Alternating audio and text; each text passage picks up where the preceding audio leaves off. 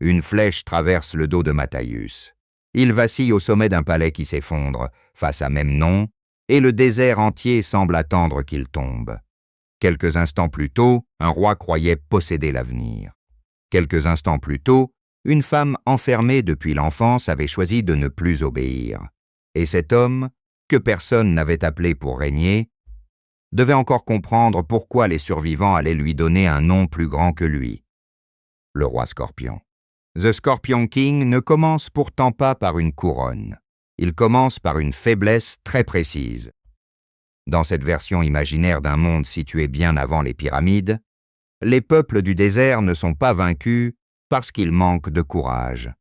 Ils sont vaincus parce que Memnon sait toujours où ils frapperont. À chaque tentative de révolte, son armée est déjà en place. À chaque embuscade, il a choisi le bon chemin. Les tribus ne voient pas l'homme qui les domine. Elles voient une force presque surnaturelle, une certitude contre laquelle leurs lances paraissent inutiles.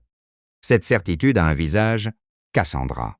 Memnon la présente comme sa prophétesse, celle qui lit les attaques avant qu'elles n'arrivent et qui transforme une guerre confuse en conquête méthodique. Mais le détail important est là, dans la manière dont le roi la garde près de lui. Elle n'est jamais vraiment à ses côtés.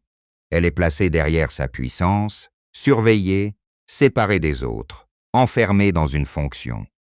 Avant même que le récit explique son passé, on comprend que son don ne lui appartient pas. Memnon ne consulte pas une alliée, il exploite une prisonnière. Voilà le nœud de toute l'histoire. Un tyran transforme le futur en arme. Les peuples libres cherchent donc moins à battre son armée qu'à couper la main qui tient cette arme. Leur dernière solution est d'engager les derniers Akkadiens, des assassins dont la réputation repose sur la discrétion, la patience et une règle très simple. Ils vont là où les autres ne peuvent pas aller. Matthaius arrive avec son frère Jésup et leur compagnon Rama. Le trio n'a pas le profil de sauveur solennel. Ils ne viennent pas prêter un serment devant une foule. Ils viennent négocier une mission, mesurer le risque, puis disparaître dans la nuit. Cette manière de les introduire est révélatrice. À ce stade, Matthaius ne pense pas en chef de peuple. Il pense en professionnel. Il sait suivre une trace, observer une garde, trouver le point faible d'une forteresse.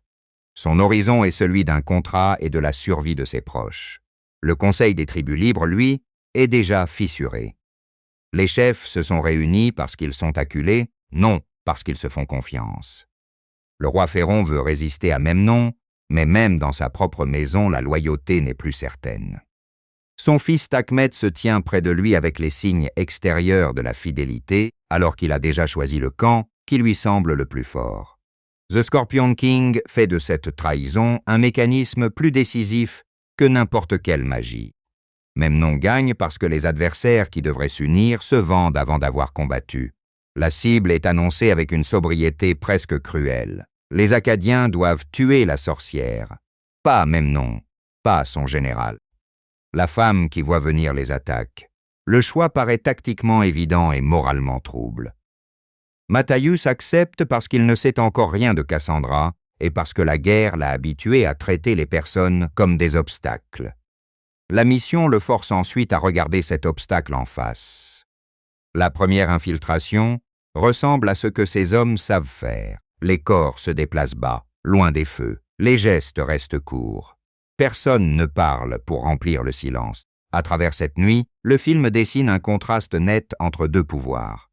Les Akkadiens avancent grâce à la précision, Memnon grâce à la masse. Les premiers n'ont ni rempart ni armée. Ils ont leur savoir-faire et l'idée qu'une seule lame bien placée peut défaire une guerre entière. Mais l'approche a déjà été vendue. Takhmet a livré l'information à Memnon. Ce n'est donc pas une mission qui tourne mal par maladresse. C'est un piège monté de l'intérieur par ceux que les Akkadiens étaient venus servir. Les gardes surgissent au moment où la discrétion aurait dû les protéger. Rama tombe dans l'affrontement. Jésup est capturé. Matthaius, lui, continue malgré tout, porté à la fois par le réflexe professionnel et par cette obstination qui ne le quitte jamais. Tant qu'une ouverture existe, aussi étroite soit-elle, il y entre. Il atteint enfin la personne qu'il devait éliminer. Le suspense ne repose pas sur un duel spectaculaire, mais sur l'arrêt de son geste. Matthäus découvre que la fameuse sorcière est Cassandra.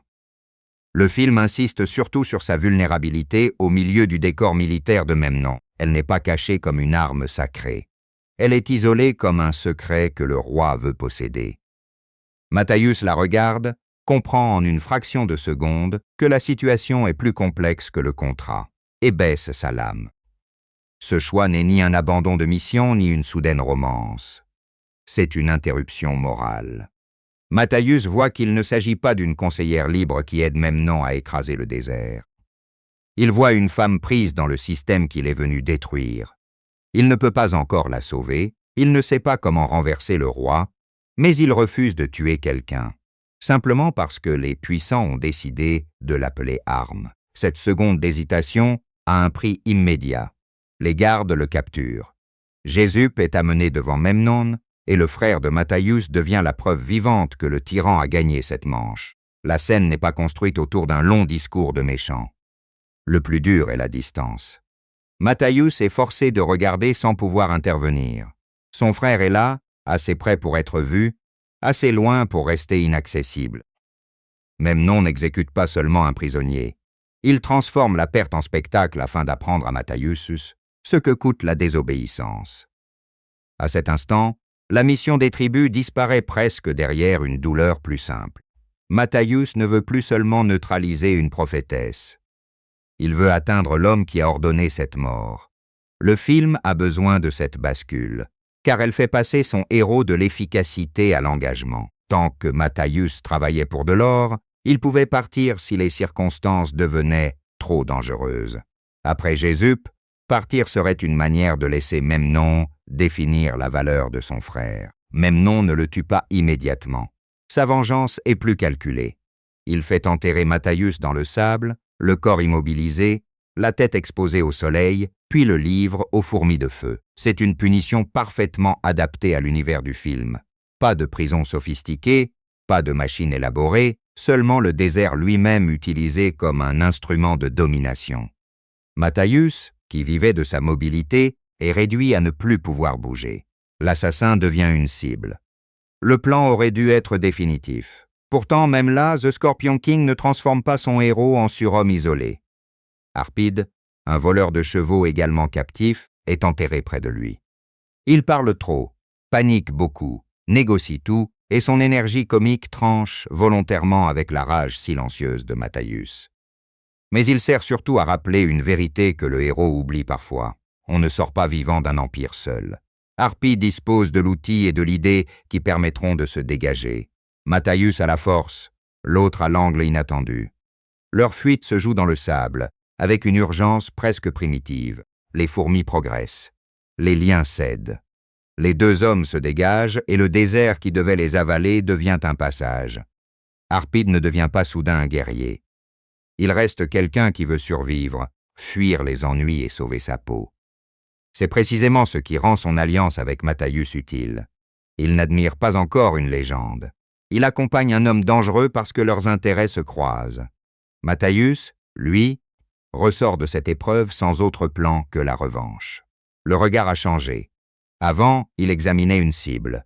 Après, il regarde vers Gomorre, la cité de même nom, comme si toute sa colère avait enfin reçu une direction. La différence est capitale. Un assassin cherche le chemin le plus sûr vers son objectif. Un homme en deuil accepte un chemin dont il ne reviendra peut-être pas. Cette première partie du récit donne ainsi au futur roi Scorpion une origine plus modeste qu'on pourrait l'attendre. Il ne reçoit ni prophétie favorable, ni héritage royal. Il perd son frère, manque de mourir dans le sable, puis se relève avec l'aide d'un voleur qu'il vient de rencontrer. Sa force ne réside pas dans la certitude de gagner. Elle tient à son refus très concret de rester là où Memnon a voulu le laisser. Gomorre apparaît ensuite comme l'inverse exact de l'horizon ouvert du désert. La ville concentre le pouvoir, les gardes, les richesses et la peur. Elle n'a pas besoin d'être présentée par un exposé géographique. Son poids vient des portes, des terrasses, des soldats qui occupent chaque passage et de la manière dont les habitants se font petits lorsque les hommes du roi passent. Pour entrer là, Matthäus doit cesser de foncer. La colère est devenue son moteur, mais elle ne peut pas être son seul outil. Il trouve un allié inattendu dans Toutou, un enfant des rues qui connaît les raccourcis et les habitudes de la cité. Le rapport entre eux évite la grande leçon paternelle. Toutou n'est pas là pour attendrir Matthäus ou le convertir instantanément à la bonté. Il voit surtout une occasion, puis reconnaît un homme qui ne méprise pas ceux qui vivent sous les murs de Memnon. En lui confiant des informations et des accès, le garçon rappelle que l'empire paraît total depuis le palais, mais qu'il dépend aussi d'une population qui apprend à circuler dans ses fissures. À l'intérieur, Matthäus cherche d'abord le point de vue qui lui donnera Memnon à portée. C'est dans cette partie que Philos entre en scène. Savant de cour, inventeur et artisan à l'esprit plus libre que sa position ne le laisse croire, il appartient au monde de Memnon sans lui être dévoué. Son laboratoire, avec ses mélanges et ses essais, apporte une texture étrange à l'aventure. Parmi les épées et les chevaux, il y a déjà la promesse d'une poudre capable de faire tomber de la pierre. Philos ne renverse pas le régime par conviction héroïque déclarée. Il aide parce qu'il voit en Matthäus la première force assez imprévisible pour déranger l'ordre installé. La tentative contre Memnon est presque réussie. Matthäus se trouve dans le bon axe, l'arc prêt, le roi visible. Mais l'action s'interrompt à cause de Toutou, repéré et menacé par les gardes. C'est un moment discret, pourtant il définit davantage Matthäus qu'une victoire facile. Il pourrait garder sa position, tirer, accomplir l'objectif et peut-être finir la guerre. À la place, il abandonne l'occasion pour sauver l'enfant. Ce choix rend sa fuite plus difficile, mais il montre que la mort de Jésup ne l'a pas transformé en machine de vengeance. Matthäus ne calcule pas la valeur d'une vie selon sa fonction stratégique. Toutou n'est ni un roi ni un soldat, seulement un garçon pris dans la violence des adultes. Le sauver signifie accepter que Memnon vive encore une journée. C'est aussi la première fois que Matthäus agit comme quelqu'un capable de protéger autre chose que son contrat ou sa famille. Il quitte Gomorrhe avec une prise que personne n'attendait. Cassandra. L'enlèvement est une manœuvre de survie et de guerre, pas encore une alliance. Matthäus retire à Memnon l'avantage qui rendait ses armées invincibles, tout en emmenant une femme qui ne lui a pas demandé d'être sauvée. Le récit ne gomme pas cette contradiction. Cassandra refuse d'être réduite à une rançon, même par celui qui l'a épargnée.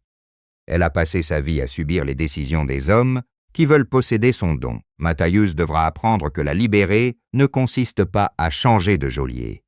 Le film trouve là son meilleur paradoxe. Matthäus a raison de comprendre que Cassandra est prisonnière de Memnon, mais il a tort de croire que cette compréhension lui donne automatiquement le droit de décider pour elle.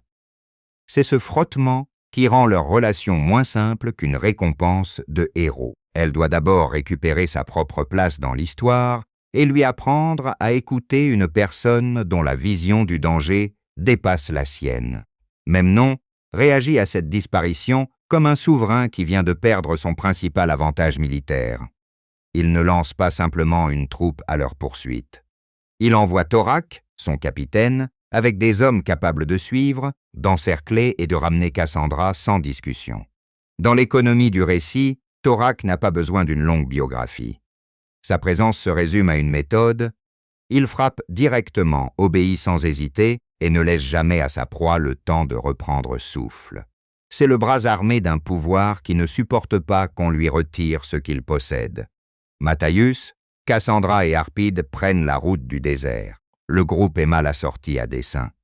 L'un avance porté par la colère, l'autre par la lucidité d'une personne qui sait exactement ce que Memnon est capable de faire, le troisième par un instinct de conservation qui le pousse à commenter le danger au lieu de le nier. Aucun d'eux n'a encore choisi les autres. Ils sont liés par une urgence, et cette urgence permet au film de faire évoluer chaque rapport sans le déclarer à voix haute. Cassandra n'est pas naïve face à son ravisseur. Elle sait que Matthäus a besoin d'elle pour neutraliser Memnon, et elle perçoit dans ses silences le danger que représente sa vengeance. Elle ne se contente donc pas de lui demander confiance. Elle le met à l'épreuve. Matthäus, de son côté, ne lui promet pas une sécurité qu'il ne peut pas garantir. Il agit, coupe les liens de la capture dès que la situation le permet, puis continue de la garder près de lui, parce que la guerre ne lui laisse pas encore d'autres solutions.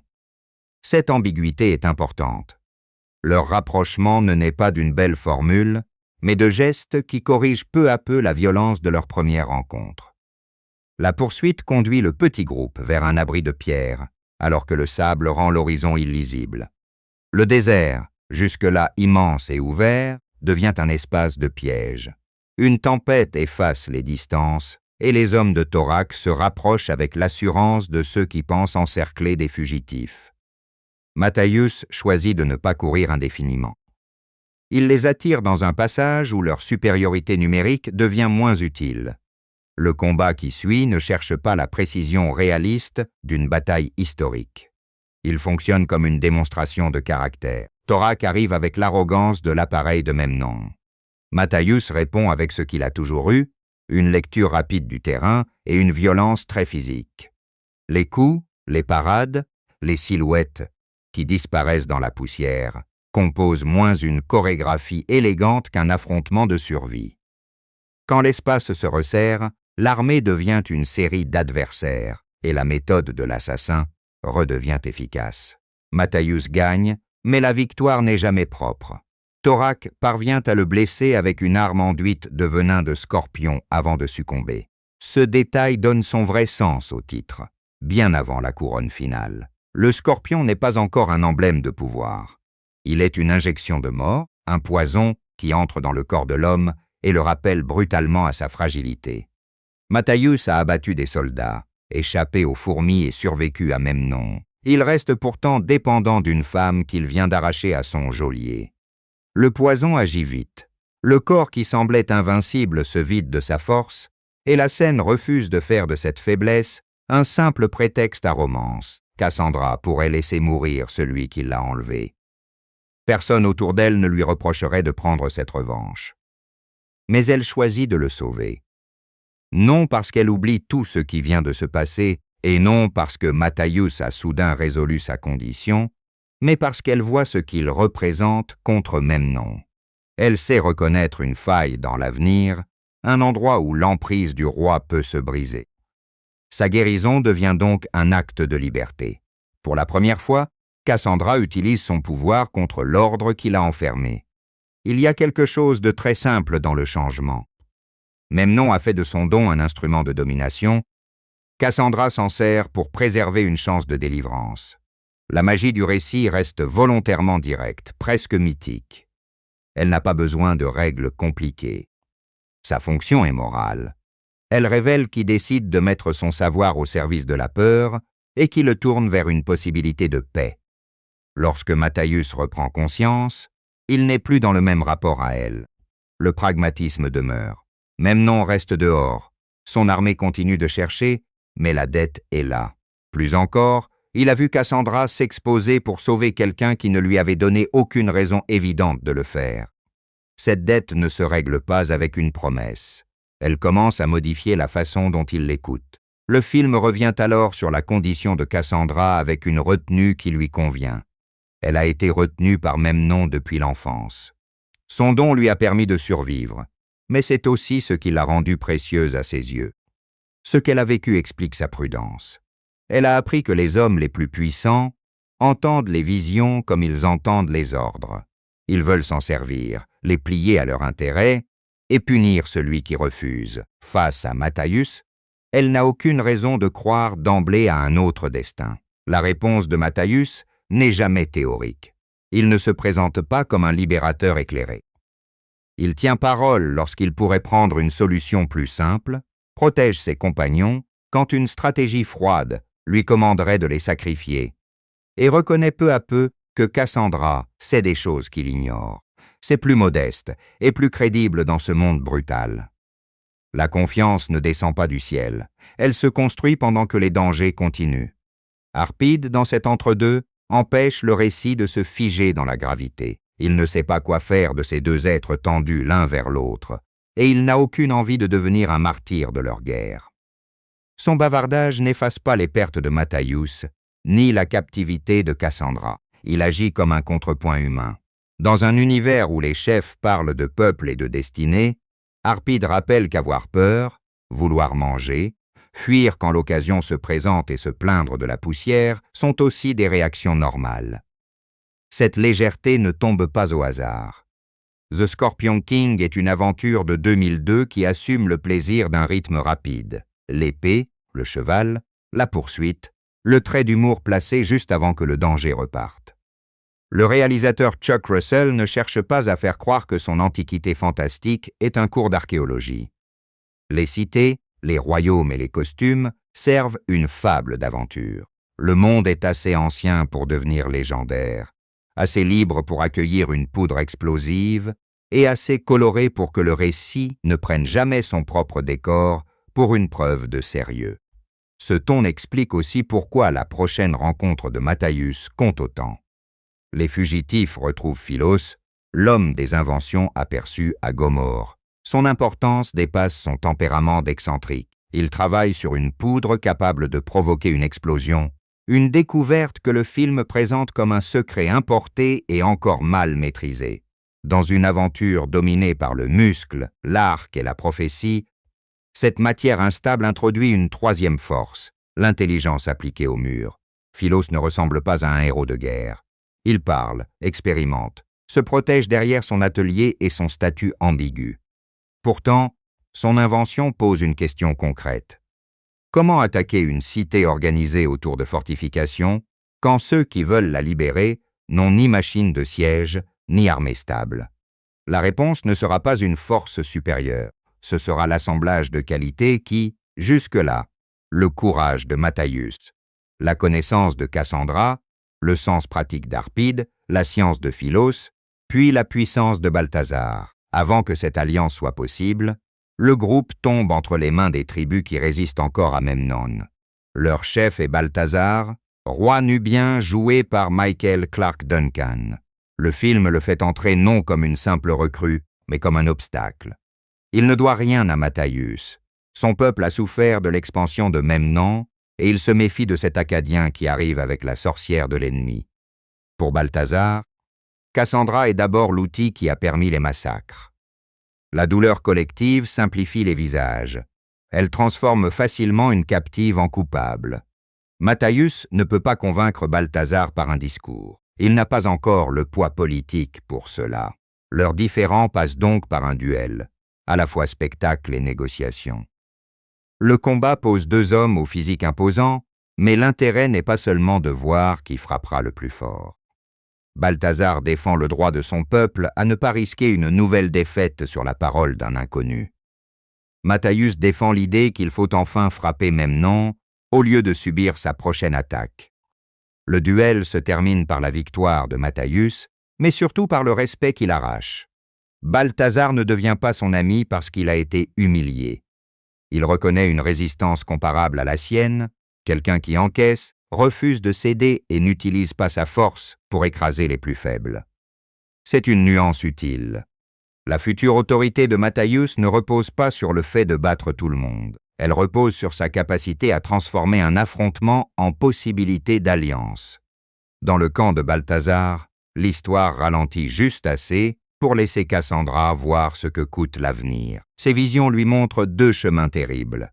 Dans l'un, les forces de Memnon exterminent les résistants. Dans l'autre, Matthäus fait face au roi, mais meurt dans la confrontation. Ce ne sont pas des énigmes destinées à faire patienter le spectateur. Ce sont des pressions qui déterminent les décisions suivantes. Si elle dit vrai, attaquer condamne le camp. Si elle garde le silence, Memnon gagnera sans résistance. Et si Matthäus attaque, l'homme qu'elle vient de sauver pourrait ne pas revenir. La manière dont Matthäus reçoit ses visions résume sa différence avec Memnon. Memnon s'accroche au futur parce qu'il veut savoir quel choix lui garantira le pouvoir. Matthäus refuse de laisser une vision choisir à sa place. Il n'affirme pas que Cassandra se trompe. Il affirme, en substance, qu'un avenir entrevu n'est pas une chaîne. La formule serait creuse si le héros n'avait rien perdu. Après Jésus, après le poison, après les trahisons, elle devient une prise de position coûteuse. Il ne croit pas que tout ira bien. Il décide que la peur de mourir ne peut pas devenir la raison de laisser Memnon régner. Cette opposition entre fatalité et décision est le moteur discret du film. Cassandra connaît des fragments du futur, mais elle ne le contrôle pas. Memnon pense que posséder ces visions suffit à posséder les hommes. Matthaius prouve au contraire que l'imprévisible commence lorsqu'un individu accepte de faire ce qui paraît perdant. Le roi a construit son empire sur l'idée que chacun choisira la sécurité. L'Acadien devient dangereux le jour où il choisit une action dont le prix lui est annoncé. La proximité entre Matthaius et Cassandra s'approfondit cette nuit-là. Le film traite leur rapprochement comme l'instant fragile où deux personnes cessent de jouer un rôle imposé. Lui, le combattant qui n'a besoin de personne. Elle, la prophétesse qui ne peut jamais vivre sans calculer la prochaine catastrophe. Il ne s'agit pas d'effacer leur désaccord par une idylle rapide. C'est une parenthèse de confiance dans une guerre qui ne leur accordera pas beaucoup de temps. Pour Cassandra, s'attacher à Matthaius rend la vision de sa mort plus insupportable. Pour lui, aimer quelqu'un signifie désormais avoir davantage à perdre en attaquant Gomorrhe. Au matin, Cassandra fait le choix le plus dangereux de son parcours. Elle retourne seule auprès de Memnon. Ce départ pourrait sembler être une reddition, ou même une trahison. Il est en réalité l'inverse. Elle comprend qu'elle peut agir au cœur même du palais, là où Matthaius ne peut pas entrer sans déclencher une bataille. Elle ne veut plus seulement fuir le tyran. Elle veut le priver de son contrôle de l'intérieur. Sa décision prend tout son poids parce qu'elle accepte de revenir dans l'endroit qui a formé sa peur. Matthaius ne la suit pas pour la retenir. Il sait que la réduire encore à une personne qu'il doit sauver contredirait tout ce qu'ils viennent de construire.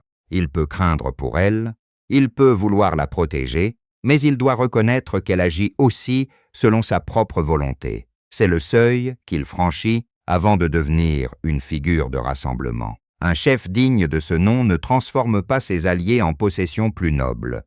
Il leur laisse la part de choix que Memnon leur refuse. À partir de là, les chemins se séparent pour préparer la même attaque. Cassandra rejoint le palais et sa mémoire du danger.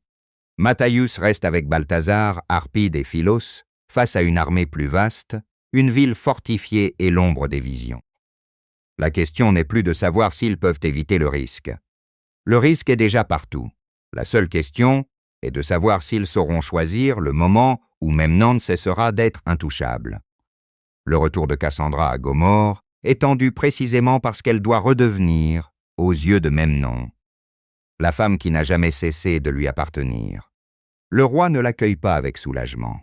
Il l'accueille avec soupçon. Il sait que son absence a coïncidé avec l'évasion de Matthaius et avec la disparition de Thorac. Il ne lui demande pas seulement si elle a vu l'avenir. Il cherche à vérifier si son instrument le plus précieux a changé de camp. La scène des urnes condense cette méfiance dans une épreuve simple et presque enfantine, rendue terrifiante par son déséquilibre. Devant Cassandra, 6 récipients sont mélangés. 4 contiennent des cobras, 2 sont vides. Memnon lui ordonne de prouver son don en trouvant les contenants sans danger. La cruauté du test n'est pas dans une grande mise en scène. Elle réside dans le bras de Cassandra qui doit descendre là où la morsure peut l'attendre, pendant que le roi observe si elle tremble, si elle ment, si elle hésite. Ce passage donne une forme matérielle à ce que Cassandra vit depuis toujours. Son pouvoir n'est pas une couronne invisible, c'est une obligation surveillée. Si elle échoue, Memnon aura la preuve qu'elle n'est plus utile ou plus loyale. Si elle réussit, il continuera à l'exploiter. La victoire elle-même ne lui apporte aucune liberté. C'est pourquoi son sang-froid est plus impressionnant que n'importe quel sort. Elle ne survit pas seulement à un danger physique. Elle gagne du temps, le seul bien dont elle dispose pour préparer la chute de son geôlier.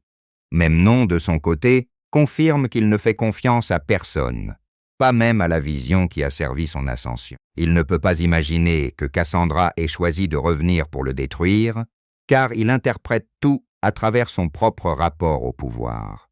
À ses yeux, on revient forcément parce qu'on a peur, parce qu'on veut garder sa position, parce qu'on ne peut pas vivre sans la protection du vainqueur. C'est son erreur décisive. Il croit connaître le futur, mais il ne comprend pas ce qui pousse quelqu'un à risquer sa vie pour reprendre son autonomie. Pendant ce temps, hors des murs, l'alliance prend une forme concrète. Matthaius n'a pas rassemblé une armée par charisme miraculeux. Balthazar apporte des combattants qui ont déjà une raison de haïr Memnon. Harpide apporte la débrouillardise d'un survivant, l'attention aux ouvertures qui ne figurent sur aucune carte. Philos apporte la poudre et la connaissance du palais. Matthaius apporte le risque central. Il est le seul prêt à se placer là où Memnon pensera enfin pouvoir régler personnellement le conflit. Le plan repose sur la simultanéité. L'armée de Balthazar doit frapper de façon assez visible pour attirer les défenseurs. Philos et Harpide doivent utiliser la poudre là où la structure de la cité peut être fragilisée. Matthaius doit pénétrer plus loin vers le roi. Aucun de ces gestes ne garantit la réussite, mais ensemble, ils obligent Memnon à répondre à plusieurs menaces au même moment. C'est ainsi qu'on bat un homme qui gagne d'habitude parce qu'il connaît l'attaque à l'avance. On lui donne plus d'une attaque à lire. Cette stratégie est le contraire de la première infiltration. Au début, Matthaius, Jésus et Rama tentaient de retirer une seule pièce du jeu dans le silence. À la fin, Matthaius accepte que la victoire ne puisse venir que d'un mouvement collectif, bruyant, visible, presque chaotique. Ce changement raconte sa trajectoire, sans besoin de lui remettre un discours de chef. Il a commencé comme l'un des derniers représentants d'un métier solitaire. Il prépare maintenant une action dont il dépend autant que les autres dépendent de lui. L'assaut sur Gomorrhée éclate avec la brutalité et l'énergie que le film a préparée. Les résistants se heurtent aux gardes de Memnon, les passages deviennent des couloirs de fuite et de combat, les ordres se perdent dans le bruit. Le montage ne détaille pas chaque manœuvre militaire. Il cherche plutôt la sensation d'un pouvoir qui, pour la première fois, n'arrive plus à tout contenir. Les soldats de Memnon sont toujours nombreux, mais leur certitude s'effrite parce qu'ils doivent défendre leur palais, leur roi, et une structure qui commence littéralement à trembler. Balthazar rencontre alors Takhmet. Cette confrontation porte la trace du roi Pheuron, le père que Takhmet a trahi au début du récit. Ce qui pourrait n'être qu'un règlement de compte rappelle une ligne plus vaste. La conquête de Memnon a prospéré grâce aux hommes qui ont préféré la protection d'un tyran à la loyauté envers les leurs. Takhmet avait choisi le côté apparemment sûr, celui qui possédait les soldats et la voyance. Au moment où Balthazar le tue, le film ferme le cercle de cette première trahison. La sécurité achetée auprès de Memnon ne protège pas éternellement. Elle finit par laisser chacun seul avec ce qu'il a vendu. L'affrontement de Balthazar n'est pas seulement une vengeance secondaire. Il libère le récit de l'idée que Matthaius doit accomplir tous les gestes importants. Le roi Scorpion naîtra au milieu de compagnons qui ont chacun réglé leur propre part de l'histoire. Balthazar ne devient pas un figurant venu applaudir le héros. Il est un roi qui a choisi de se battre, qui reprend sa place dans le destin de son peuple et qui paie la dette laissée par Pheuron.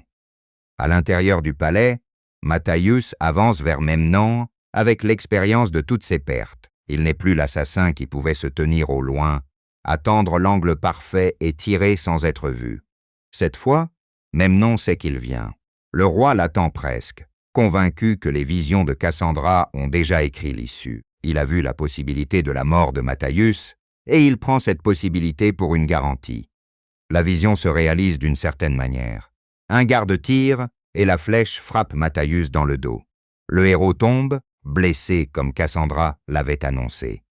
Ce moment est essentiel parce qu'il évite le faux retournement facile. Cassandra n'avait pas inventé ces visions. Matthaius ne les a pas déjouées en restant indemne. Le futur qu'elle avait aperçu existe, mais il ne contient pas tout. Il montre une blessure, une chute, un instant de vulnérabilité. Il ne dit pas que l'homme doit cesser d'agir après cela. Memnon profite de ce déséquilibre pour prendre l'avantage.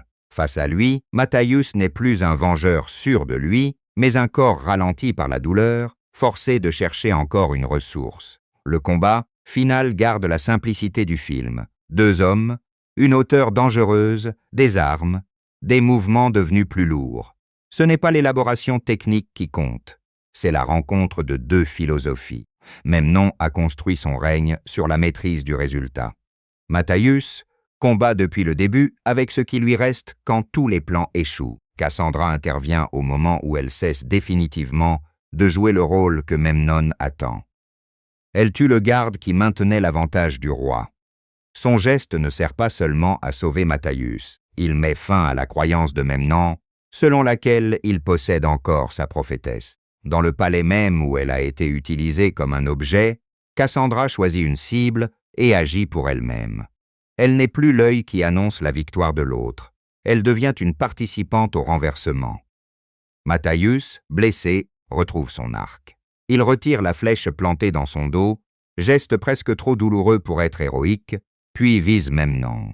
Tout le film a préparé cette seconde. Au début, l'arc de Matthaius était l'outil de l'assassin, celui qui devait mettre fin à la guerre en secret. À la fin, il est devenu l'arme d'un homme qui a survécu aux pertes, accepté des alliés et refusé de se laisser définir par une vision. La flèche part, atteint Memnon, et le roi chute du haut du palais. La mort de Memnon n'est pas spectaculaire parce qu'elle révélerait une faiblesse cachée. Elle est spectaculaire parce que son pouvoir se révèle soudain très humain. Une fois Cassandra sortie de son contrôle, une fois ses gardes dispersés, une fois l'attaque arrivée de plusieurs côtés, il reste un combattant seul au sommet d'une construction instable. Le souverain qui semblait savoir avant tous les autres ne sait pas empêcher l'instant où son règne bascule. Sous le palais, la poudre de Philos et l'audace d'Arpide achèvent de fragiliser ce que Memnon a bâti. La destruction de la structure a une fonction claire. Les remparts ne sont pas seulement du décor à faire exploser. Ils représentent un ordre fondé sur l'accumulation. Memnon a rassemblé les richesses, les gardes, les routes et les peuples sous une même volonté. Quand les fondations cèdent, le film donne à voir une libération très concrète. La forteresse qui rendait cette domination imaginable n'est plus intouchable. Après la bataille, les survivants de l'armée de Memnon s'inclinent devant Matthaius. Ce geste peut surprendre, car il arrive vite. Mais il respecte la logique d'une aventure de légende. Celui qui a vaincu le roi dans les règles de ce monde hérite de l'autorité que le roi détenait. Matthaius n'a pas cherché cette reconnaissance. Il ne l'a pas obtenue par naissance, ni par stratégie électorale. Elle lui tombe dessus parce qu'il est le dernier debout à l'endroit où le pouvoir vient de changer de main.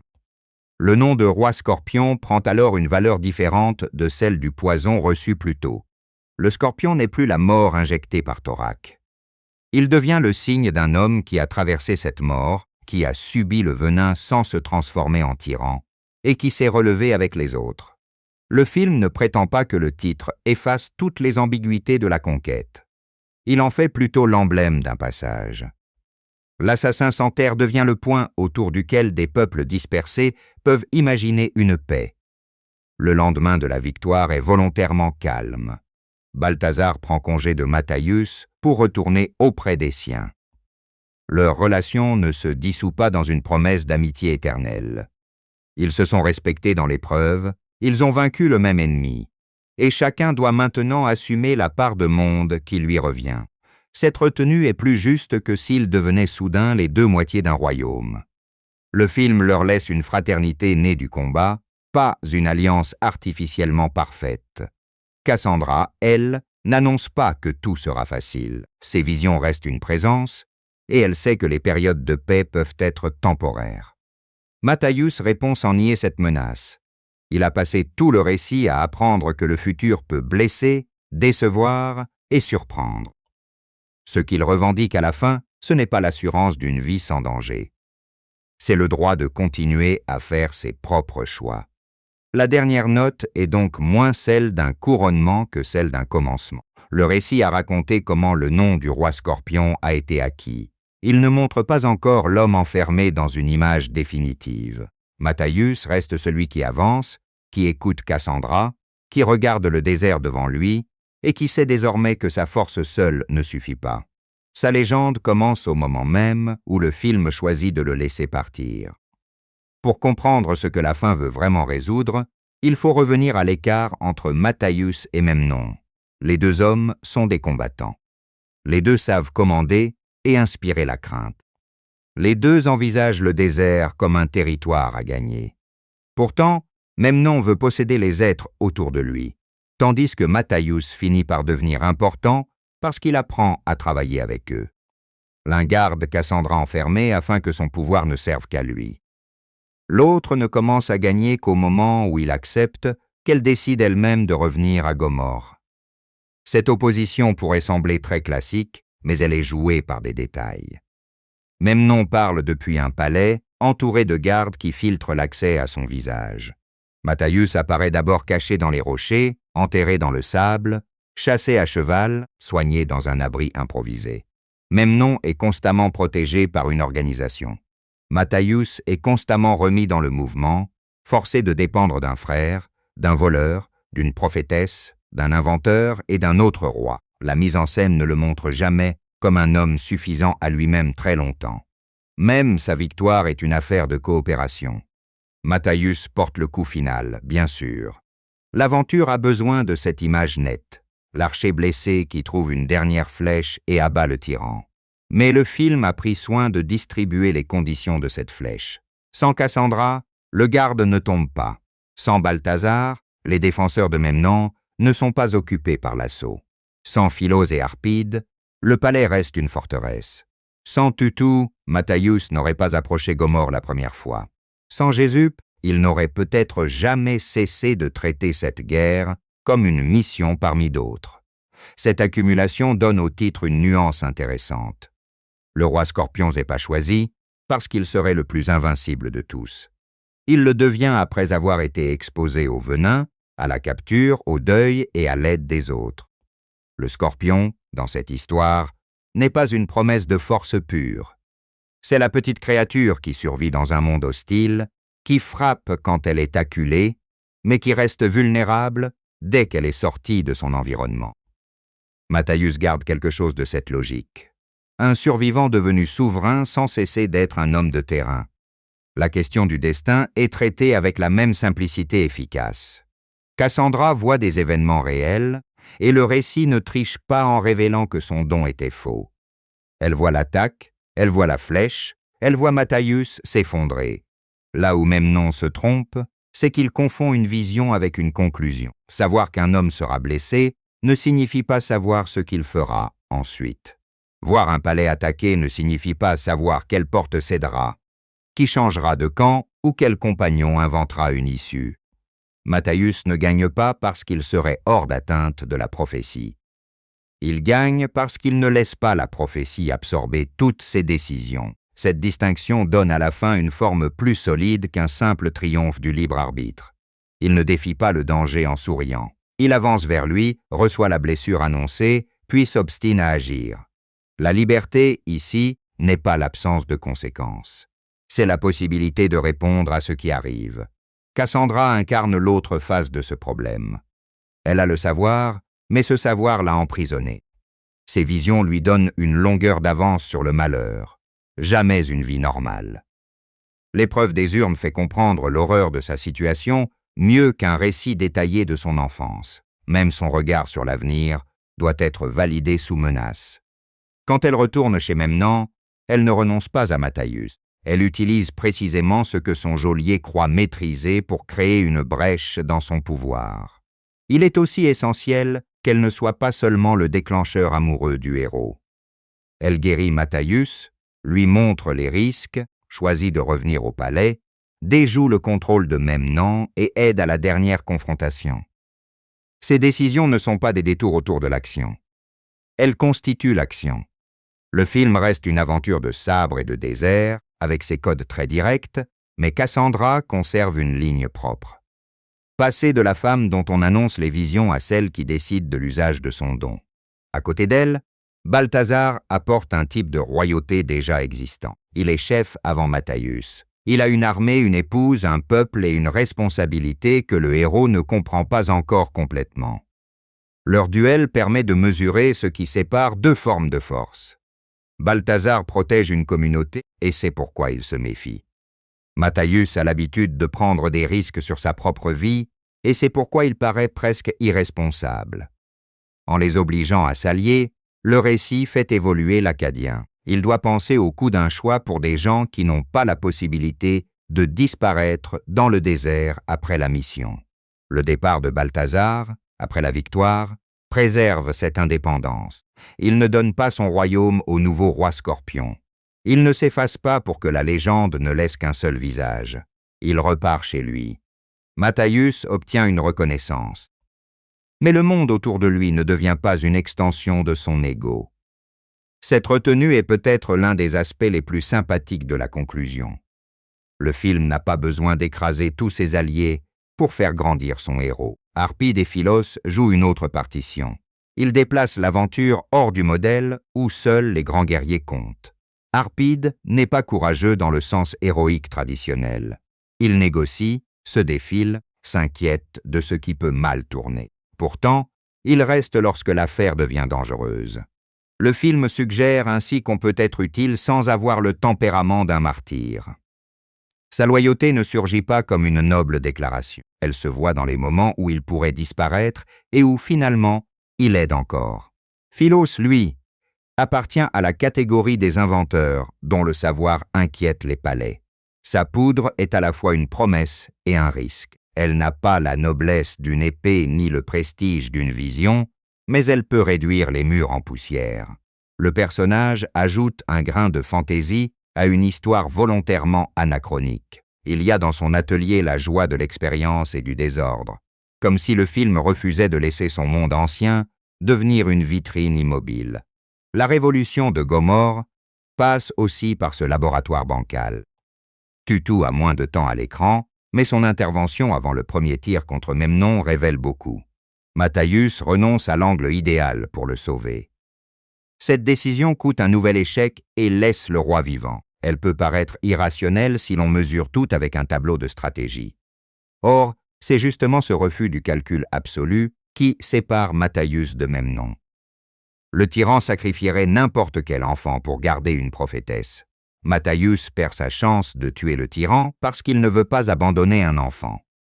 Plus tard, cette qualité devient la base d'une loyauté qu'aucune vision ne peut acheter. The Scorpion King ne cache jamais vraiment ses racines de films d'aventure populaires.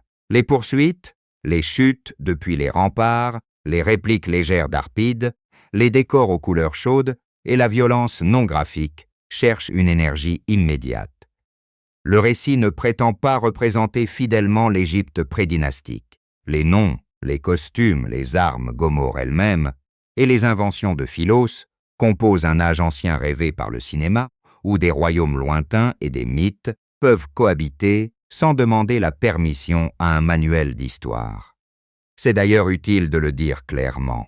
Le roi Scorpion, qui a donné son titre au film, renvoie de loin à des figures très anciennes associées à l'Égypte prédynastique, mais Matthäus, Memnon et Cassandra appartiennent à une fiction d'aventure. Le film emprunte des sonorités, des références visuelles et l'idée d'un chef capable d'unifier des peuples. Il ne construit pas une reconstitution. Cette liberté explique les raccourcis historiques et elle donne au récit son ton de légende racontée après coup, plus que de chronique exacte. Le choix de situer l'action 5 millénaires avant les événements de la saga La Momie joue dans le même sens. The Scorpion King est lié à cet univers, puisqu'il développe l'origine d'un personnage apparu auparavant sous une forme beaucoup plus inquiétante, mais il ne cherche pas à reproduire l'ambiance de malédiction et de monstruosité des films de Stephen Sommers. Il prend ce nom, remonte très loin dans le temps, et en fait une aventure de conquête, de fraternité et de vengeance. Le lien de franchise est une porte d'entrée. L'identité du récit tient à son héros humain et à son désert de fantaisie. Ce déplacement explique pourquoi Matthäus n'est pas présenté comme une créature maudite. Il est montré au moment où son nom devient une histoire à transmettre.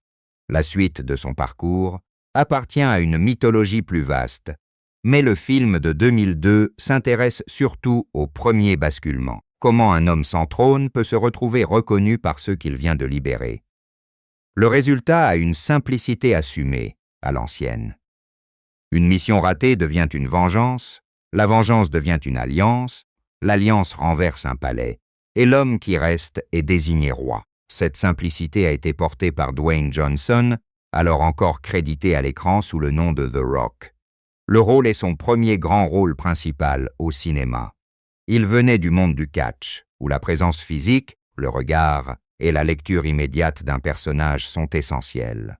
The Scorpion King mise précisément sur cette présence. Matthäus parle peu quand l'action avance, mais Johnson sait faire passer l'irritation, l'humour, le deuil et la détermination par une réaction brève ou par la façon dont il occupe un cadre. Il serait réducteur de dire que le film repose uniquement sur ses muscles. Le casting lui donne des contrastes nécessaires. Stephen Brown joue Memnon avec une froideur presque immobile, qui rend le roi plus inquiétant lorsqu'il doute de Cassandra. Kelly Hu apporte à Cassandra une vigilance constante, même dans les scènes plus douces. Michael Clarke Duncan donne à Balthazar un poids de souverain et non de simple rival imposant. Grant Heslov, avec Arpide, met de l'air dans le récit sans en sortir complètement. Bernard Hill transforme Philos en inventeur amusant sans le rendre inutile. La durée relativement courte de l'aventure, environ 1h30, contribue aussi à sa nature. Le film avance d'un problème concret au suivant, infiltrer le camp, survivre à la trahison, entrer dans Gomorrhe, protéger Cassandra, échapper à Thorak, convaincre Balthazar, attaquer le palais. Chaque obstacle modifie la place de Matthäus. Il n'y a pas de longue parenthèse pour expliquer le monde. Le monde se révèle par ce qui menace les personnages, par la hauteur des murs et par le choix de la prochaine route. Cette vitesse peut laisser certaines idées seulement esquissées, mais elle offre en échange une qualité devenue plus rare dans les grandes aventures, la netteté. On sait à chaque moment ce qui est en jeu. Dans les sables, survivre. À Gomorrhe, reprendre l'initiative. Face à Balthazar, obtenir une alliance.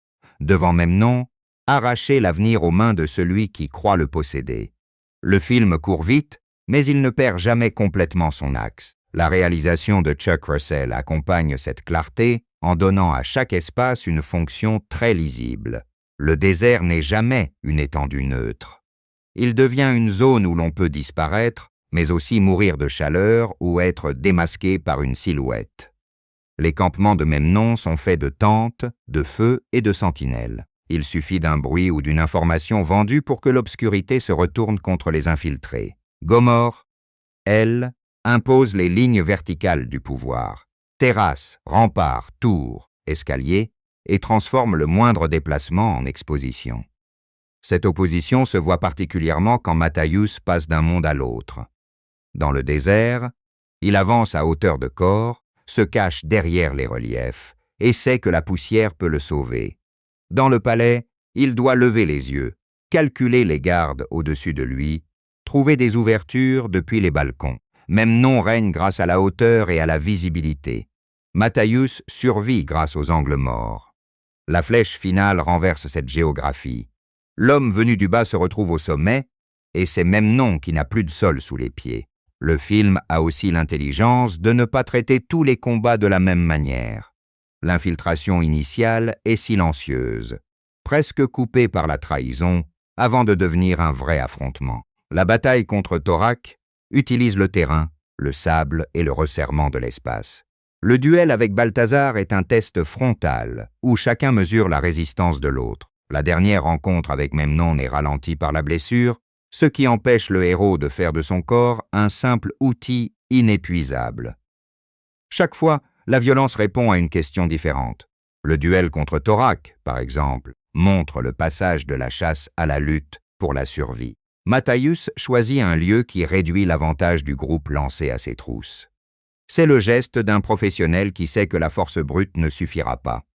Pourtant, le venin de Scorpion rappelle que même une bonne tactique laisse une ouverture à l'accident.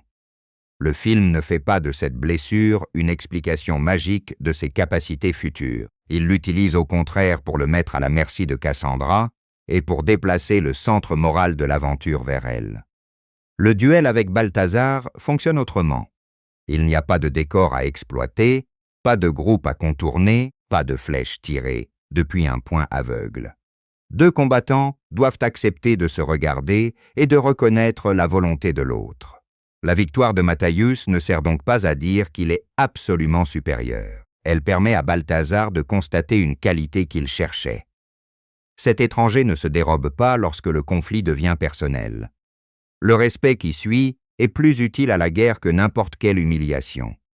Memnon, lui, est volontairement construit comme un antagoniste de contrôle.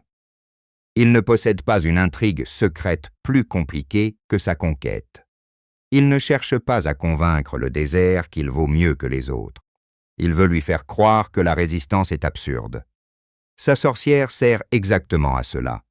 Elle ne jette pas une malédiction sur les peuples, elle rend leurs tentatives prévisibles. En faisant de l'information sa ressource principale, le film donne à son méchant une forme étonnamment moderne, même si le décor est imaginaire et antique. La scène des urnes résume cette obsession. Memnon ne supporte pas l'incertitude. Il crée un petit jeu dont il prétend connaître toutes les règles, observe Cassandra dans une pièce fermée et cherche à transformer son corps en preuve. À l'échelle d'un palais, il agit de la même manière que dans la guerre. Il veut que chaque choix adverse soit déjà contenu dans son système. Ce n'est pas seulement sa cruauté qui le perd, c'est son incapacité à accepter qu'une personne puisse agir contre l'intérêt qu'il lui attribue. On pourrait croire que la vision de Cassandra retire toute tension au récit, puisqu'elle annonce les risques. Le film fait l'inverse. Une vision est plus inquiétante qu'un plan d'ennemi parce qu'elle ne fournit pas la méthode pour éviter l'événement. Elle pose seulement une image. Le camp dévasté, Matthaius blessé. Cassandra peut alors devenir prudente, Matthaius peut devenir défiant, Memnon peut devenir arrogant. Les mêmes fragments du futur produisent des comportements opposés. C'est ce que le film explore avec le plus de constance. Les choix de lumière et de couleur soutiennent ce mécanisme sans le commenter. Les extérieurs brûlent dans des jaunes, des ocres et des bruns, où chaque silhouette semble découpée par le soleil. Les intérieurs de Gomorrhe ajoutent l'ombre des pierres, les flammes et les tissus, comme si la ville avait domestiqué le désert sans jamais le faire oublier. Quand l'action se déplace dans la poussière, les contours deviennent moins fiables. Cette instabilité visuelle convient parfaitement à un film qui oppose la certitude affichée de Memnon aux décisions imprévisibles de ceux qui lui résistent. La musique de John Debney participe à cette pulsation de récit. Elle ne cherche pas à installer une mélancolie permanente. Elle accompagne l'élan de l'aventure. L'approche silencieuse, la course, l'affrontement, la relance après le danger. La bande sonore de chansons associée au film, très marquée par le début des années 2000, témoigne aussi de sa place particulière, une fantaisie de désert reliée à l'énergie du cinéma d'action populaire de son époque, pas une grande fresque qui chercherait à s'habiller d'une gravité historique. Cette franchise de ton compte beaucoup. The Scorpion King est parfois jugé sur ce qu'il n'essaie pas d'être, un péplum rigoureux, une épopée lente ou une étude politique très complexe. Or, ses meilleures qualités apparaissent quand on le regarde selon sa proposition réelle. C'est une aventure de vengeance qui se déploie vite, avec un héros physique, des compagnons contrastés, une sorcière qui récupère son autonomie et un palais à faire tomber. Sa relation à la légende est moins celle d'une reconstitution que celle d'un récit oral, amplifié par le sable et les explosions. Le rythme n'empêche pas quelques images de rester. Matthaius enterré jusqu'au cou, Harpide juste à côté de lui, les fourmis qui avancent dans le sable. Cassandra face aux urnes, obligée de prouver son don à celui qui l'enchaîne. Tutu pris dans le palais au moment où la flèche de Matthaius pourrait atteindre Memnon. Balthazar et l'Acadien qui transforment un duel en alliance. La flèche dans le dos du héros, puis la flèche envoyée au roi. Ce sont des situations plus que des discours. Et c'est là que l'aventure trouve son meilleur langage. L'épisode de Tutu mérite de rester en mémoire parce qu'il agit comme une répétition miniature de la fin. Matthaius voit une cible et se trouve enfin en bonne position. Une personne plus vulnérable est en danger. Il abandonne la première victoire possible pour la sauver. Plus tard, Cassandra agit de la même manière face aux gardes qui achèvent de tenir Matthaius à sa merci. Dans les deux cas, le récit affirme que la réussite n'est pas le tir parfait. Elle dépend de qui l'on refuse de sacrifier en chemin. La relation entre Matthaius et Cassandra est d'autant plus convaincante qu'elle reste liée à cette logique. Elle ne se fonde pas sur une attraction décorative qui ferait oublier la violence de leur premier contact. Cassandra observe les actes de Matthaius. Il l'a épargné dans le camp, mais il l'a aussi enlevé. Il la protège des soldats de Memnon, mais il a besoin de son don. Elle l'aide à survivre, puis ne lui cède pas le droit de choisir à sa place. Le film avance parce qu'il corrige ces contradictions, pas parce qu'ils font semblant qu'elles n'existent pas. Dans la dernière partie, la décision de Cassandra de retourner à Gomorrhe est le test définitif de ce rapport. Matthäus pourrait tenter de l'en empêcher au nom de sa sécurité. Il ne le fait pas. Ce consentement silencieux n'est pas spectaculaire, mais il prépare tout ce qui suit. Si elle n'est pas libre de retourner au palais, elle n'est pas réellement sortie de l'emprise de Memnon. Si Matthäus veut construire autre chose que l'ordre du tyran, il doit laisser ses alliés prendre des risques qu'ils n'auraient pas choisis pour eux. La comédie d'Arpide sert aussi à maintenir cette humanité. Ses peurs sont parfois exagérées, mais elles font ressortir le caractère absurde du monde où il se trouve. Un voleur de chevaux se retrouve poursuivi dans un désert, mêlé à une guerre de tribus, forcé de côtoyer une femme qui voit l'avenir et un inventeur qui veut faire exploser une forteresse. Il devient la voix de celui qui se demande comment il a bien pu finir là. Ce point de vue empêche l'aventure de se refermer sur son propre sérieux. En 2002, le projet arrive après l'apparition de Matthäus dans Le Retour de la momie. Universal choisit alors de transformer ce personnage secondaire en héros d'un récit d'origine. Le choix est révélateur. Dwayne Johnson avait imprimé une présence suffisamment immédiate pour qu'un film entier soit construit autour de lui. Ce film dérivé ne développe pas simplement une suite d'événements attendus. Il change de genre et de perspective, faisant du guerrier associé à une image menaçante un protagoniste qui doit mériter son nom. La stratégie a trouvé son public. Produit pour environ 60 millions de dollars, le film a dépassé les 170 millions de recettes mondiales. Les critiques ont été plus partagées, certaines reprochant sa simplicité ou ses effets datés, d'autres reconnaissant son énergie de série B assumée et le potentiel de Johnson en vedette d'action. Cette réception contrastée correspond assez bien à ce que le film offre. Une proposition peu discrète, jamais très éloignée de ses codes, mais portée par un sens clair du mouvement et de la présence. Ce succès commercial a aussi donné naissance à plusieurs suites, qui ont poursuivi les aventures de Matthäus avec d'autres interprètes. Cela rappelle la place singulière du film de 2002. Il est à la fois un prolongement de la momie, une rampe de lancement pour une nouvelle série et un jalon, dans la trajectoire de Dwayne Johnson vers le cinéma d'action grand public. Il porte encore le rythme et les textures du début des années 2000, mais sa mécanique reste immédiatement reconnaissable. Un héros pris au piège, un monde qui croit déjà connaître le résultat, et une alliance qui refuse de rester à la place qu'on lui a assignée. Il faut pourtant éviter de réduire The Scorpion King à cette fonction de lancement. Son plaisir spécifique vient de son échelle. Le conflit semble concerner tout un désert, mais les décisions qui le font bouger restent très concrètes. Un fils trahit son père, un homme épargne une inconnue, un voleur aide un prisonnier, une sorcière soigne son ravisseur, un roi accepte de respecter un étranger, un inventeur fait confiance à sa poudre, une femme retourne dans sa prison pour détruire le geôlier. À partir de ces gestes, le grand récit prend forme.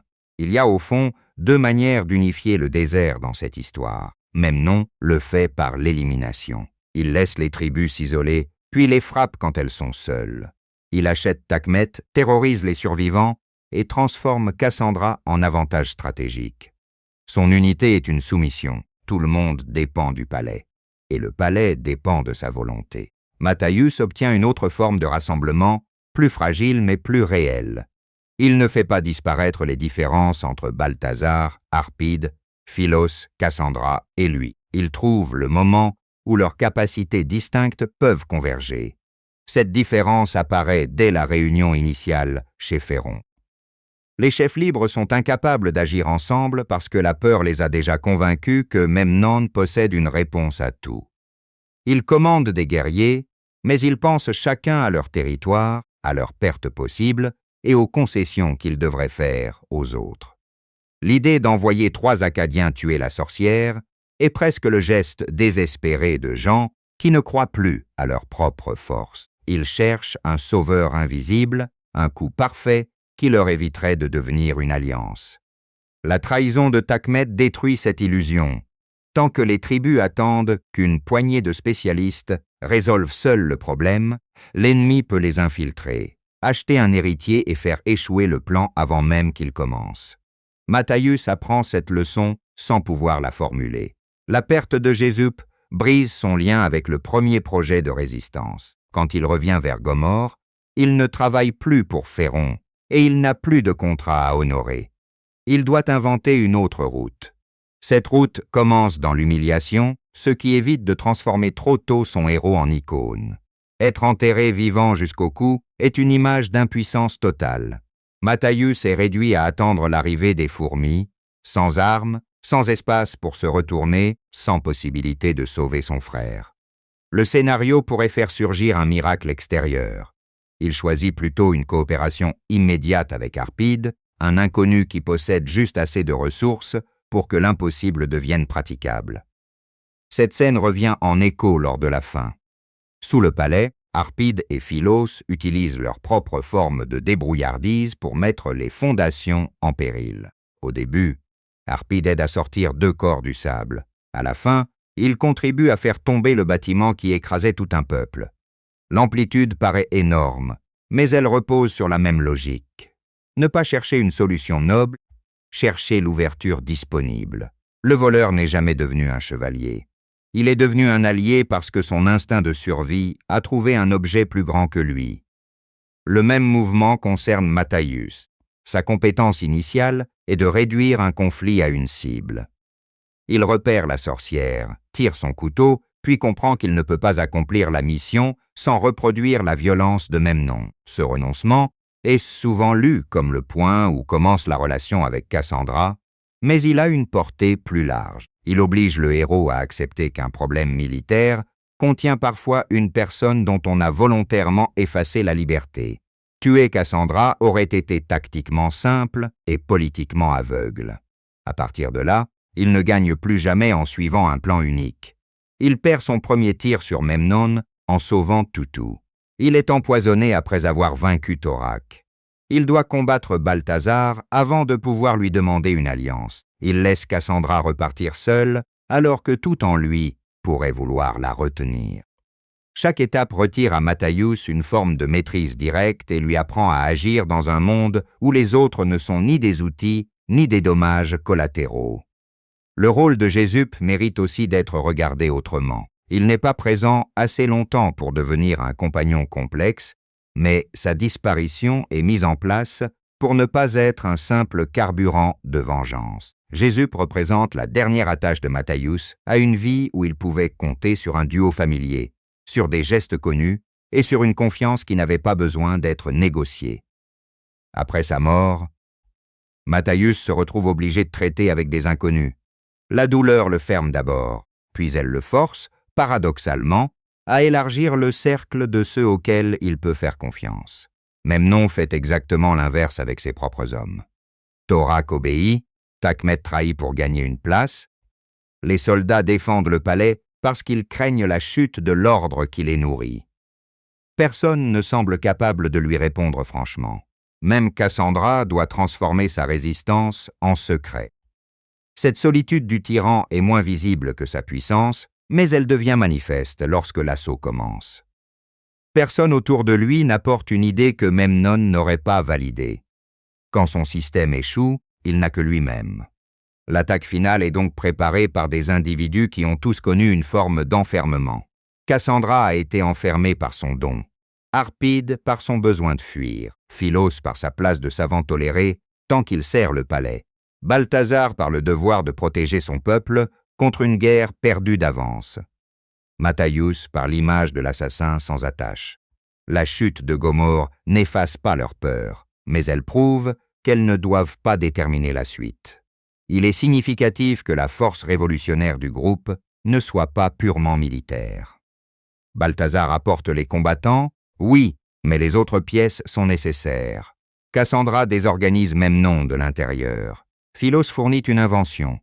Arpide la transporte et l'emploie.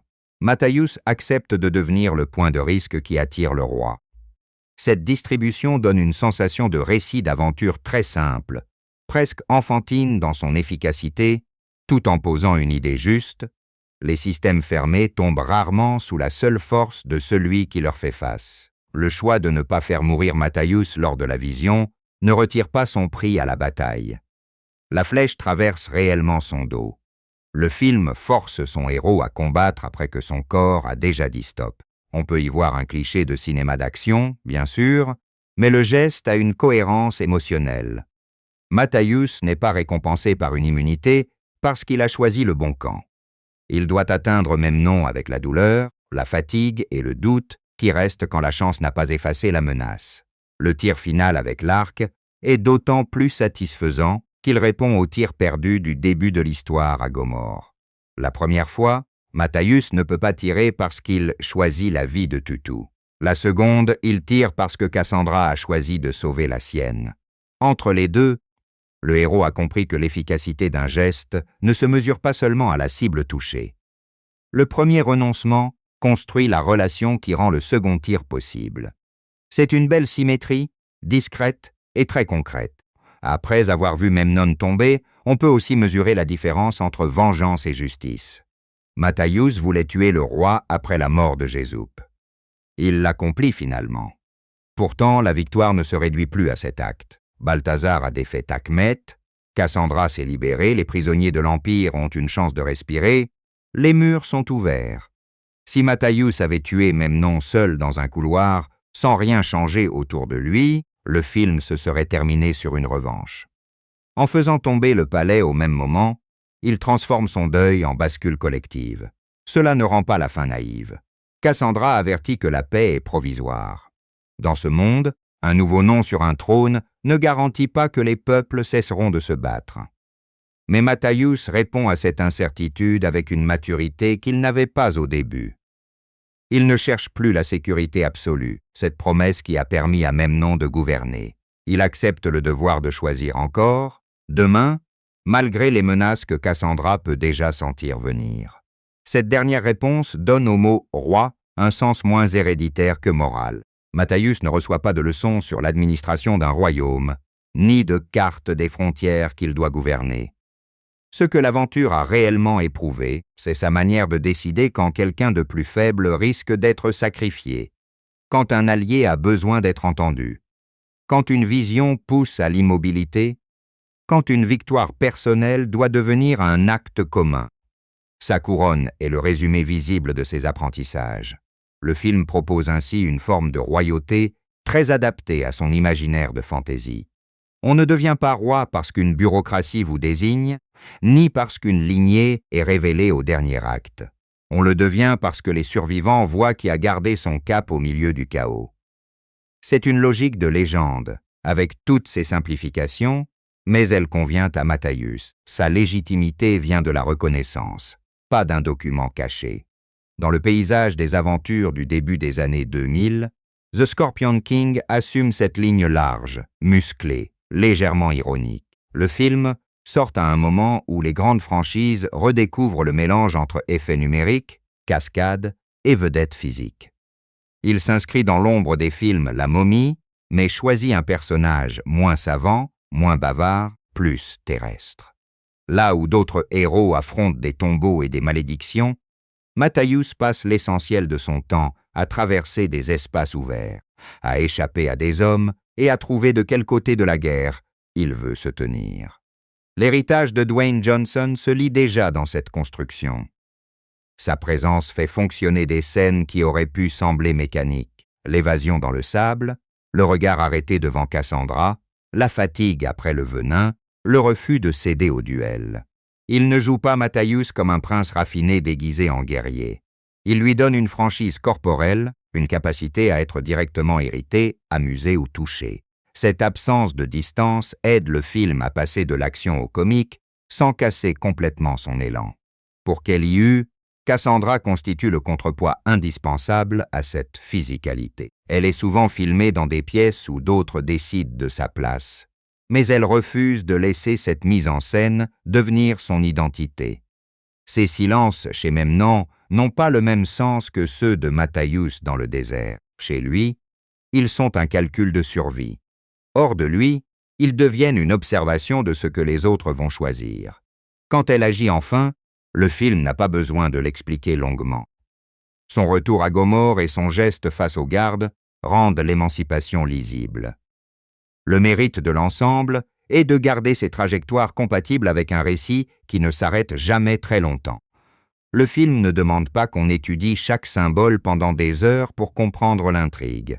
Il donne les faits, les met en mouvement, puis laisse quelques associations raisonnées.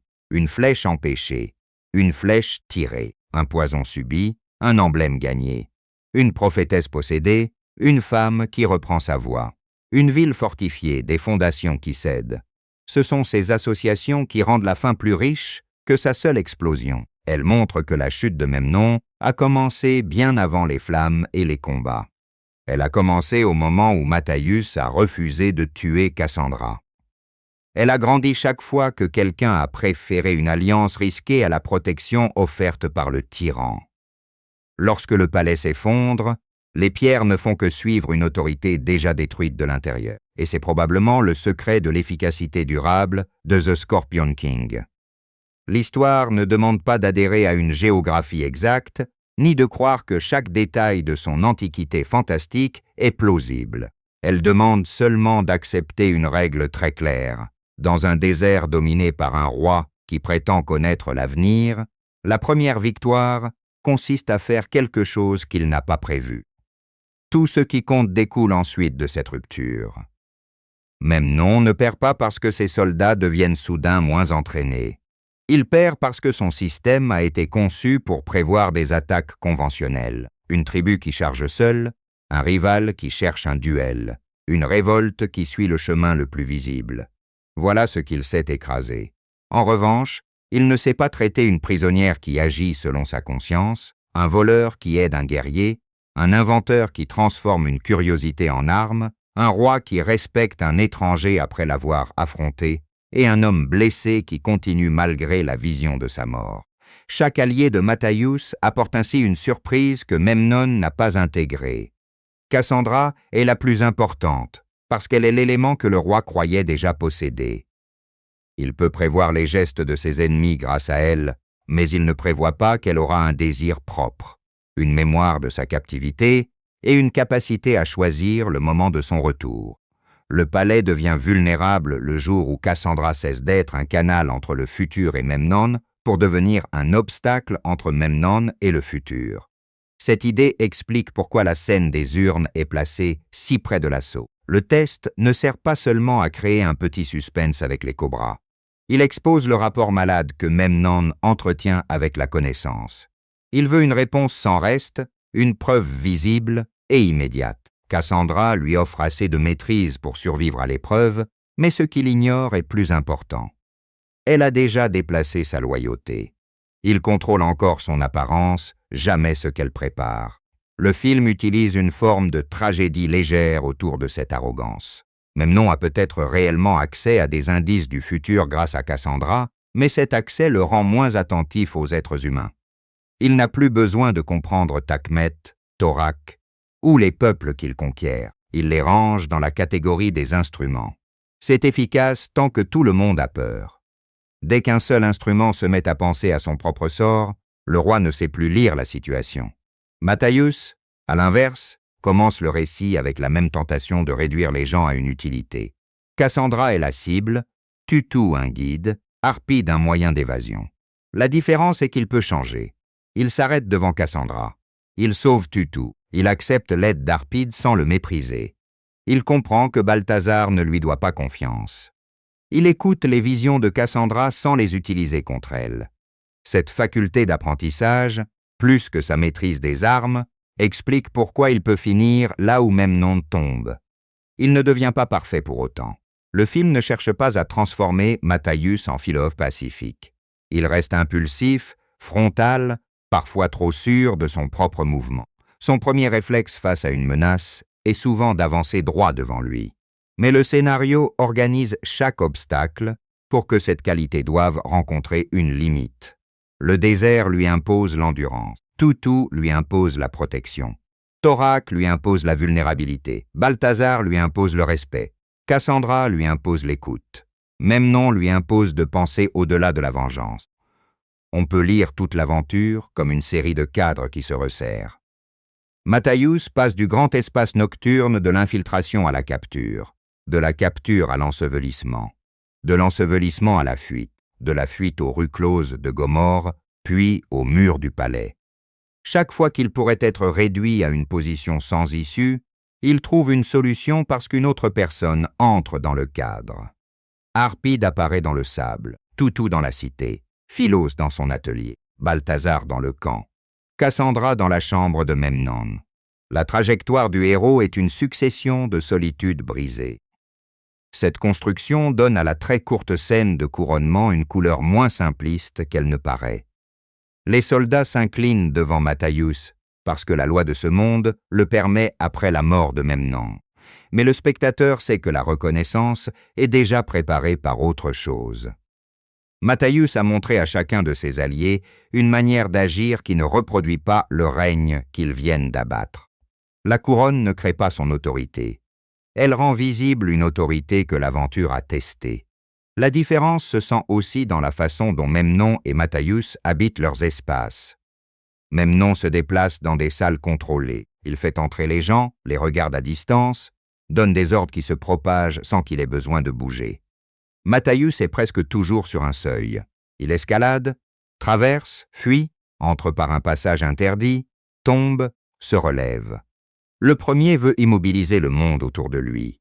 Le second n'existe que par son mouvement. La chute de Memnon, depuis le toit, est donc l'image parfaite de ce conflit.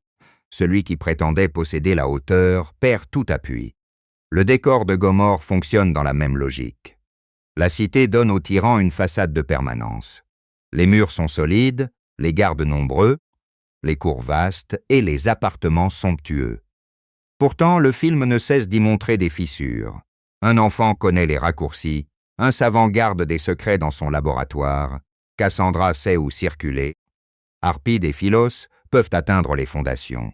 Le pouvoir paraît monolithique de loin, mais il est fait d'une multitude de passages que les exclus connaissent mieux que le roi. Cette attention au passage rend l'action facile à suivre. Lorsqu'un personnage agit, on comprend presque toujours ce que son geste permet au suivant. Toutou donne une voix à Matthäus. Matthäus tire Cassandra hors du palais. Cassandra sauve Matthäus du venin. Matthäus prouve sa valeur à Balthazar. Balthazar donne un abri et des hommes. Philos fournit la poudre. Cassandra revient au palais. L'assaut ouvre une diversion. La diversion mène au face-à-face. Cette chaîne de causes et d'effets est le véritable moteur de l'aventure. Plus que les simples coups de théâtre, elle explique également pourquoi le film peut se permettre un humour ponctuel. Harpide plaisante ou proteste quand la tension risque de devenir trop uniforme, mais ces scènes ne sont pas séparées du récit.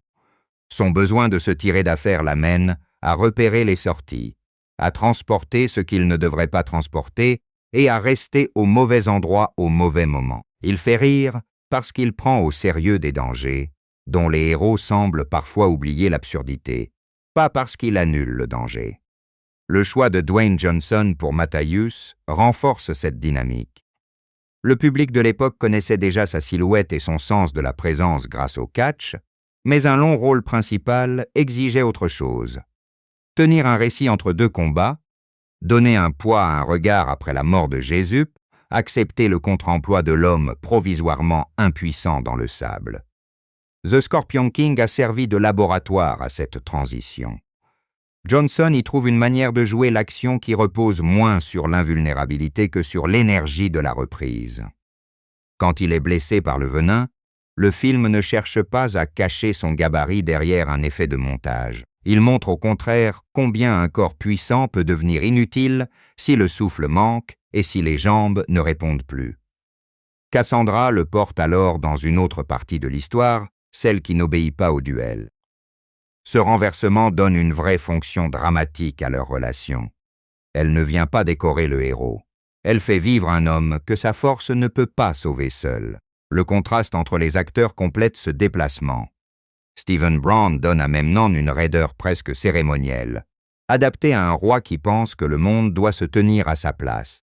Michael Clarke Duncan apporte à Balthazar une autorité plus ouverte. Il parle et se bat comme quelqu'un qui a des gens à protéger, pas seulement une image à maintenir. Kelly Hu joue Cassandra avec une retenue qui laisse comprendre qu'elle observe constamment l'issue d'une conversation. Grant Heslov transforme Arpide en survivant agité plutôt qu'en bouffon détaché de la guerre. Bernard Hill, enfin, fait de Philos une présence vivante dans les scènes de préparation. Ce jeu d'ensemble est essentiel à un film qui ne s'attarde pas sur de longues explications. Quand Balthazar regarde Matthaius avant le duel, on comprend sa méfiance sans qu'il soit nécessaire d'énumérer les pertes de son peuple. Quand Cassandra se retrouve seule devant Memnon, la manière dont elle mesure ses gestes suffit à rappeler la captivité. Quand Arpide découvre qu'il est entraîné vers un nouveau danger, son visage raconte immédiatement son désir de partir et l'embarras de rester. La vitesse du montage s'appuie sur cette lisibilité des acteurs. Sur le plan de la franchise, le film possède une liberté que les préquels n'ont pas toujours. Il part d'un personnage déjà identifié par un nom et une image dans Le Retour de la momie, puis remonte si loin qu'il peut inventer son propre récit de fondation. Il n'a pas besoin de remplir chaque minute d'un clin d'œil au film précédent. La connexion se trouve dans la promesse de voir comment Matthaius devient le roi Scorpion, mais le trajet emprunte la fantaisie de désert, la romance d'aventure et le film de siège plutôt que le récit de momie classique. Cette distance peut surprendre ceux qui attendent une continuité stricte.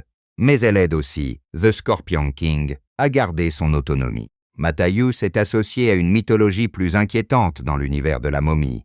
Ici, il est encore façonné par des choix visibles. Le titre est presque un futur qui lui tombe dessus. À la fin, on ne voit pas un monstre déjà formé. On voit un homme auquel un groupe de survivants donne un nom parce qu'il a participé à leur libération. Le recours à une antiquité imaginaire sert précisément ce basculement de registre. Les références aux Akkadiens, à la Nubie, au royaume du désert et à un souverain lié au scorpion créent une sensation d'ancienneté, mais le récit mélange volontiers les époques et les mythes. La poudre de Philos, les architectures, les armes et la ville de Gomorrhe ne cherchent pas une exactitude académique. Cela n'est pas une faiblesse cachée à excuser, c'est une convention annoncée par le ton même du film. Nous sommes dans un passé qui ressemble à une légende d'action, pas dans un musée. Cette décision permet au réalisateur d'enchaîner des situations de pur plaisir cinématographique, se glisser dans un camp ennemi, s'échapper d'un supplice de sable, viser un roi depuis une terrasse, kidnapper la personne que l'on devait tuer, fuir une unité entière dans une tempête, défendre une entrée contre un capitaine, faire exploser les bases d'un palais, lancer une flèche quand tout semble perdu. La cohérence recherchée est celle du mouvement et de l'enjeu, non celle d'une chronologie archéologique. Les chiffres de sortie confirment que cette promesse a atteint un public large. Sorti au printemps 2002, le film a pris la première place du box-office nord-américain lors de son premier week-end, puis a terminé son parcours avec environ 179 millions de dollars de recettes mondiales. Ce résultat est supérieur à son budget de production estimé à 60 millions. La critique, elle, est restée divisée. Beaucoup ont vu un divertissement trop simple ou daté, tandis que d'autres ont salué son énergie, ses cascades et la présence de Johnson. Cette divergence est intéressante parce qu'elle décrit exactement son objet. The Scorpion King ne cherche pas le réalisme sombre ni le prestige. Il accepte les effets visibles, les répliques parfois légères, les affrontements qui privilégient l'élan à la précision historique. L'important est que cette simplicité soit tenue avec assez de conviction pour que l'on ait envie de suivre Matthaius d'une embuscade à l'autre. Le film se sait plus proche d'un conte d'action que d'une tragédie monumentale, et cette lucidité lui évite de s'alourdir. La mise en scène de la violence contribue à cette accessibilité. Les dangers sont réels. L'exécution de Jézoup, le venin, les cobras, la bataille finale, mais la caméra préfère insister sur la conséquence émotionnelle et sur l'urgence de l'action plutôt que sur l'horreur graphique. Le supplice de Matthaius est terrible parce qu'il est immobilisé et abandonné, non parce que le film détaille la souffrance. La flèche dans son dos compte parce qu'elle menace le choix qu'il a fait, non, parce qu'elle cherche à impressionner par la blessure elle-même. Ce dosage laisse de la place à la notion de spectacle. On peut admirer la taille des portes de Gomorrhe, la poussière qui avale les cavaliers, le bruit sec des armes, le laboratoire de Philos où une simple poudre devient un bouleversement. Même les éléments les plus improbables participent à une même sensation. Le monde est vaste, dangereux, mais il peut être déplacé par une décision prise au bon moment. Il faut enfin revenir à Cassandra, car elle porte le sens le plus précis de la conclusion. Le récit aurait pu utiliser ses visions seulement pour rendre Memnon inquiétant et Matthaius spécial. Il fait mieux en montrant qu'un don peut être une prison quand une autre personne en détient l'usage. Cassandra ne devient pas libre lorsque Matthaius l'emmène hors de Gomorrhe. Elle devient libre quand elle revient volontairement dans Gomorrhe, avec un objectif que personne n'a imposé à sa place. Son retour est terrifiant, mais c'est aussi son premier geste entièrement choisi. La fin du film ne la relègue pas derrière la couronne de Matthaius. Après la bataille, c'est encore elle qui voit les ombres à venir, et c'est encore elle qui oblige le nouveau roi à regarder au-delà du moment de gloire. Cette dernière vision n'est pas une menace destinée à annoncer une suite. C'est une correction de perspective. Un royaume libéré n'est pas un royaume garanti. Un héros devenu roi n'est pas dispensé de devoir choisir à nouveau. Matthaius accueille cet avertissement sans la froideur de Memnon. Il ne réclame pas un plan précis pour contrôler demain. Il ne demande pas à Cassandra de lui assurer que rien n'arrivera. Il a appris que l'avenir ne sert à rien s'il devient une excuse pour abandonner le présent. Son dernier mouvement est donc fidèle à tout ce qu'il a traversé. Regarder la menace, reconnaître qu'elle existe, puis avancer quand même. Dans cette dernière image, le désert cesse d'être uniquement l'espace où l'on fuit et où l'on meurt. Il redevient une route. Matthaius n'est plus l'assassin isolé qui devait disparaître après un contrat. Il n'est pas non plus Memnon, enfermé au sommet d'un palais avec sa certitude. Il est un roi en devenir, entouré d'une femme qui lui parle vrai, marqué par ses pertes, capable de se souvenir que sa victoire a dépendu de ceux qu'il a refusé de sacrifier. Voilà pourquoi le nom de roi Scorpion tient à la fin. Il ne désigne pas la domination d'un homme sur le désert. Il désigne l'instant où un survivant, blessé mais debout, devient assez digne pour que d'autres veuillent avancer avec lui. Le venin, la flèche, les murs écroulés, le sable, les visions de Cassandra, tout converge vers cette idée très simple. L'avenir n'appartient pas à celui qui prétend le voir. Il appartient à ceux qui ont encore le courage de le choisir. Cette promesse explique aussi l'étrange chaleur que laisse l'aventure après ses éclats de violence. Elle ne vient pas d'un monde soudain devenu sûr. Elle vient de la certitude que les liens créés dans l'épreuve ont survécu au palais. Balthazar repart chez lui en roi respecté. Harpide et Philos ont prouvé que leur talent compte. Cassandra n'est plus l'ombre de Memnon. Matthaius porte un titre qu'il n'avait jamais demandé, mais qui l'oblige à se souvenir de chacun d'eux. The Scorpion King garde ainsi le goût d'une histoire simple racontée avec une grande énergie, une mission impossible, une erreur morale évitée de justesse, des compagnons rencontrés sur la route, un tyran convaincu d'avoir déjà gagné et un dernier tir qui transforme la survie en légende. Le film ne prétend jamais que ce parcours sera facile après le générique. Il offre mieux à Matthaius, une direction, des alliés et la possibilité de ne plus laisser un autre homme décider de ce que son nom doit signifier. Quand il s'éloigne enfin avec Cassandra, le désert n'est plus le tombeau où Memnon voulait le laisser. C'est l'espace ouvert de sa prochaine décision. Et, pour cet homme qui a appris à ne plus confondre la force avec le contrôle, c'est déjà une victoire entière. Il reste alors une image plus modeste que l'explosion du palais, celle d'un homme qui, après avoir été engagé pour supprimer une cible, a découvert qu'aucune victoire ne vaut si elle reproduit la prison qu'elle prétend détruire. Matthaius aurait pu tuer Cassandra, abandonner Toutou, utiliser Balthazar, garder Cassandra près de lui par peur, ou laisser Harpide et Philos risquer seuls les fondations. Chaque fois, il a fini par choisir autre chose. C'est cette accumulation, plutôt qu'un signe tombé du ciel qui rend la couronne crédible. Dans le sable, le roi Scorpion n'est pas celui qui impose sa volonté à tous les autres. C'est celui qui, au moment où tout semble écrit, accepte la responsabilité d'ouvrir un chemin et de ne pas le parcourir seul. Sa légende ne promet pas un avenir calme. Elle promet mieux la vigilance, la fidélité aux siens et ce geste obstiné qui consiste à avancer quand le destin semble déjà décidé.